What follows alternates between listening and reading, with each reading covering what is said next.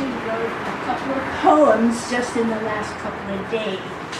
I write poetry all the time on anything, little scraps of paper, notebooks that you have to read backwards and forwards. I've been reading poetry here for like 4 years, and I have read in different venues. I'm mainly a playwright, and I wrote poetry in between my playwriting. So is your name Tana or Anna? Gaetana. One word. Gaetana. Gaetana. Caldwell-Smith. I may have read this poem last year, but if I have and you remember, stop me. We're sure you won. And I wrote it in 2012. The tale of the live frog in a pot of water on a stove. You leave your house one day and take the bus downtown. The closer you get to the heart of the city, you begin to see standing what looks to you like guards on every corner. Men and women in camo, cradling automatic weapons. A few blocks later, they are joined by others on foot, undistinguishable from one another except in girth and height. You watch as they approach people, tell them to stop. Startled, they do. Fumble as they pull out wallets, dig through purses. When did this happen? Why? Why did we allow it? Was it just routine? Way back when, in dark uniforms, they boarded buses and trains to check for proof of payment? Tasers and guns holstered to their sides? Failure to have it leads to a fine or arrest if you don't cooperate. Cash-paying riders must get a transfer whether they need one or not. The beat cop becomes the mobile cop. A flying cop in a helicopter, high in the air, spotlight shining, loudspeakers blasting, ominous in their unmistakable sound. The invisible cop sits in front of a computer in a quote-unquote secure location outside of town. Think again. No. In that massive windowless building downtown, on a corner between two busy streets, bustling with clueless shoppers who we often pass without a thought. The militarized beat cop, outfitted in helmet, face shield, and vest, boots, some in camo, armed with automatic weapons, tasers, pepper spray, and I don't know, who talks into their shoulder. Hey, it happened right under our noses, and we did nothing. One day, someone you know goes missing. No forwarding address, no phone number or email. Social network sites suddenly, inexplicably down. A man in a suit stops another on the street. Others take his arms. He slumps as he is shoved into a dark windowed van. Or a van pulls up, people in suits jump out, grab someone off the street. Repeat. What is happening? Why? Seen too many movies? After months of trying, your request is granted to visit a friend in jail. What happened, you ask? Your friend is the wrong color and speaks several languages and English with a slight accent. But what did they do? They cannot answer you. What are you charged with? Nothing. Yet. Wow.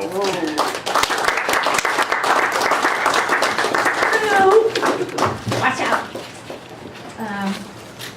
This is a poem called Time Lost. Stop it! Stop attacking me! This is another poem I wrote in 2012. Time lost. My head buried in a magazine. I glance up. Where am I? I look at the clock. My God! Where did the hours go? I got lost. I read a chapter in a book. Began reading the first few lines of the next. No, it's getting late. I've got to go. I have things to do, places to go. Yet I keep reading. Too late.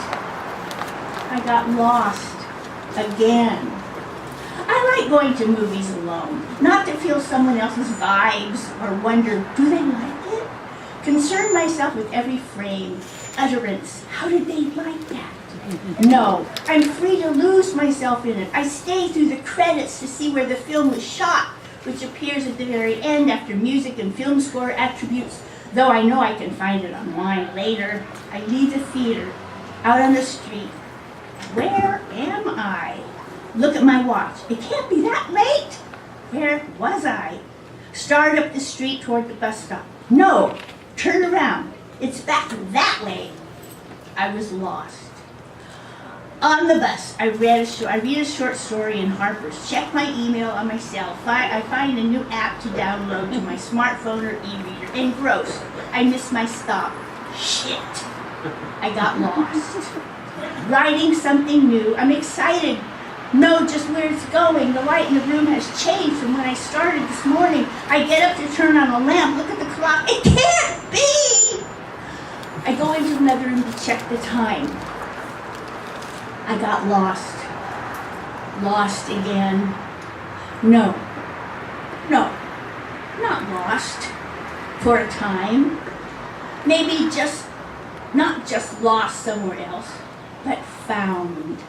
Found in a place I wanted to stay. Woo.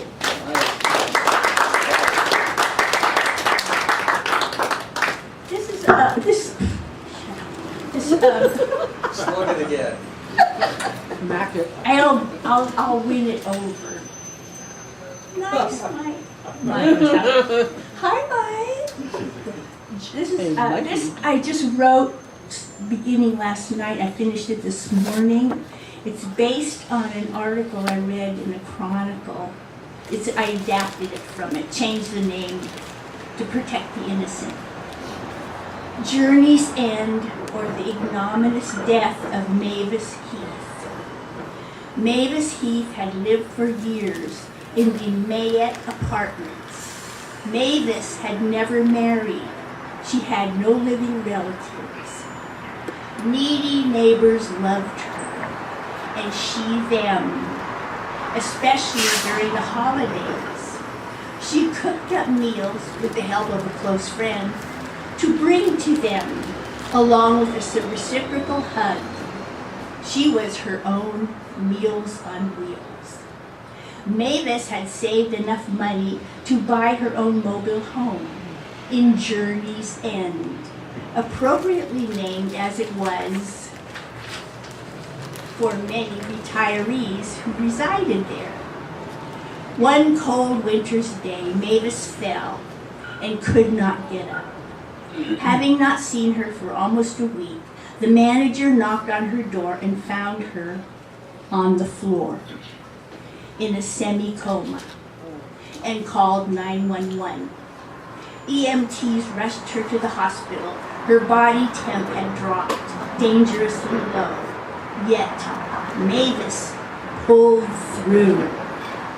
A year later, in the fall of 2017, the worst fires in California history swept through the city of Santa Rosa and Journey's End.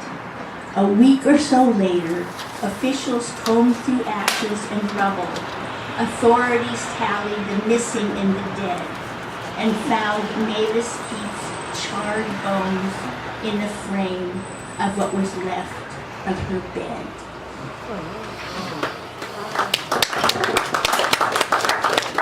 Can I read one more? We have time. This is a short poem I also wrote in the last couple of days based on the fires again. Because drought, because 5 years, 5 years, because no rain,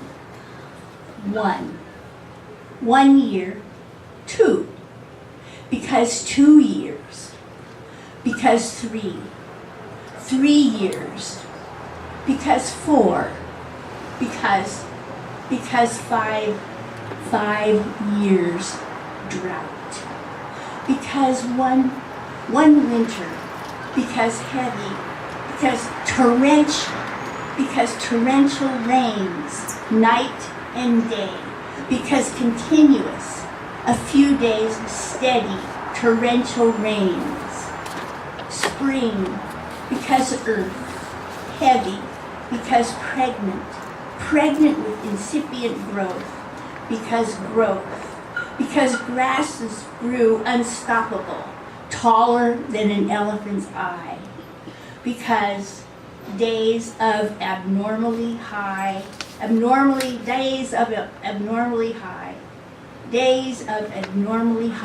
temperatures, 100 degree plus, because high winds, 80 plus miles per hour, from north howling west, because spark, because cigarette butt, because what? Several days conflagration throughout entire neighborhoods.